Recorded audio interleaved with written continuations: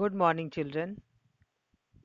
आज हम पुनः रामवृक्ष बेनीपुरी रचित बाल गोविंद पाठ का अध्ययन करेंगे। बाल गोविंद भगत नामक प्रस्तुत पाठ में लेखक रामवृक्ष बेनीपुरी ने ऐसे विलक्षण चरित्र वाले व्यक्ति का रेखा रेखाचित्र खींचा है जो मानवता, लोक संस्कृति, सामूहिक चेतना तथा करनी कथनी में साम्यता रखने वाले का प्रतीक है।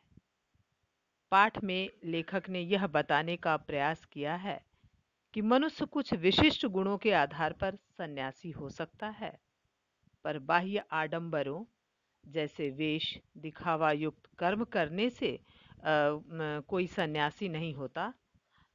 बाल गोविंद भगत अपने गुणों तथा कर्म के आधार पर सन्यासी थे, दिखावे के नहीं। इसके अलावा लेखक ने समाज में व्याप्त विभिन्न कुरीतियों और बुराइयों पर करारा प्रहार किया है।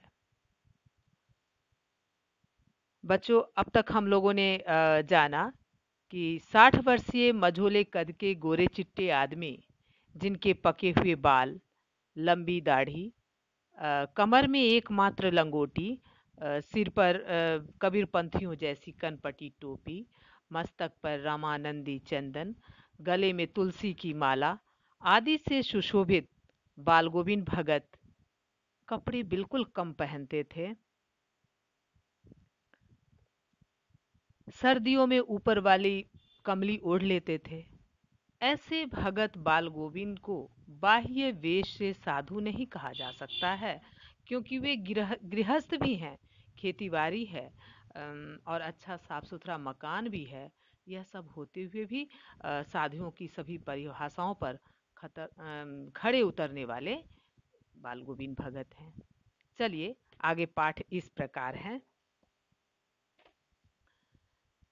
किंतु खेतीबाड़ी करते, परिवार रखते भी बाल गोविंद भगत साधु थे। साधु की सब परिभाषाओं में खरे उतरने वाले। कबीर को साहब मानते थे, उन्हीं के गीतों को गाते, उन्हीं के आदर्शों पर चलते, कभी झूठ नहीं बोलते। ये सब उनके गुण थे बच्चों। खरा व्यवहार रखते, किसी से भी दो टुक बात करने में संकोच नहीं करते, न किसी से खामखा खामखा मतलब अकारण झगड़ा मोल लेते, किसी भी चीज को नहीं छूते, न बिना पूछे व्यवहार में लाते।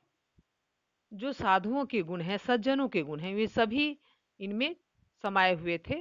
इस नियम को कभी कभी इतनी बारीकी तक ले चले जाते कि लोगों को कुतूहल होता, उत्सुकता होती। कभी वह दूसरे के खेत में शौच के लिए भी नहीं बैठते। वह गृहस्थ थे, लेकिन उनकी सब चीज साहब की थी। साहब मतलब कबीर, कबीर की थी। मठ में वो दान दिया करते थे। जो कुछ खेत में पैदा होता, सिर पर लाद कर पहले उसे साहब के दरबार में ले जाते, जो उनके घर से 4 कोस दूर था। उनके घर से क्या था, वो मठ 4 कोस दूर पर था। एक कबीरपंथी मठ से मतलब वह दरबार में भेंट रूप में रख लिया जाकर प्रसाद रूप में जो उन्हें मिलता उसे घर लाते, उसी से गुजर चलाते। तो जो भी खेत में उपज होती बच्चों, वो क्या करते थे, लाद करके वो कबीरपंथी मठ में दे आते, और प्रसाद के रूप में, जो अनुग्रह के रूप में, कृपा के रूप में उन्हें जितना मिलता था उन्हीं से वह घर में गुजारा करते थे। इन सब के ऊपर मैं तो मुग्ध था उनके मधुर गान पर, जो सदा सर्वदा ही सुनने को मिलते। कबीर के वे सीधे सादे पद जो इनके कंठ से निकलकर सजीव हो उठते। कबीर दास के जो पद थे उनको ये गाते थे, और जैसे ही लगता था कि ये सजीव होकर के वह गान किया करते थे। बच्चों, शब्दार्थ नोट करेंगी। जटाजूट, लंबे बालों का समूह। कमली, पतला कंबल। खामखाह, अकारण, कुतूहल, उत्सुकता। मठ, साधुओं साधुओं के रहने का स्थान। पतोहु, पुत्रवधू।